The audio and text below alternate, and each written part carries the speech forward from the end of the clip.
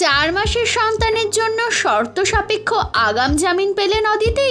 খারিজ দেবরাজের আবেদন। পুলিশি তদন্তের মাধ্যমে জানা যায় 2026 সালের বিধানসভা নির্বাচনের আগে অন্তত 100 কোটি টাকার সম্পত্তি বেনামে এবং আত্মীয় পরিচিতদের নামে হস্তান্তরিত করেছেন রাজারহাট গোপালপুরের তৎকালীন বিধায়ক অদিতি মুন্সি এবং তার স্বামী কাউন্সিলর দেবরাজ চক্রবর্তী। বিগত 5 বছরে এই দম্পতির আয়ের সঙ্গে সঙ্গতিহীন সম্পত্তি, অর্থ পাচার ইত্যাদির অভিযোগ ওঠে।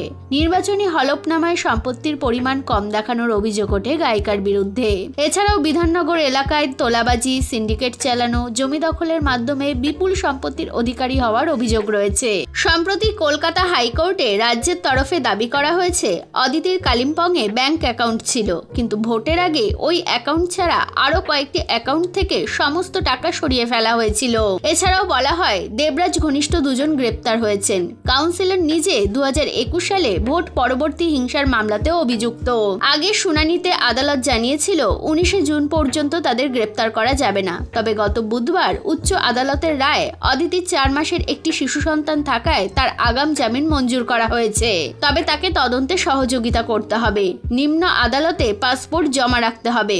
আদালতের অনুমতি ছাড়া বাইরে যেতে পারবেন না। এছাড়াও কোনো সাক্ষীকে প্রভাবিত করা যাবে না। আপাতত বাগুইআটি থানা এলাকায় ঢুকতে পারবেন না তিনি। অন্যদিকে তার স্বামী দেবরাজকে আগাম জামিন দেওয়া হচ্ছে না।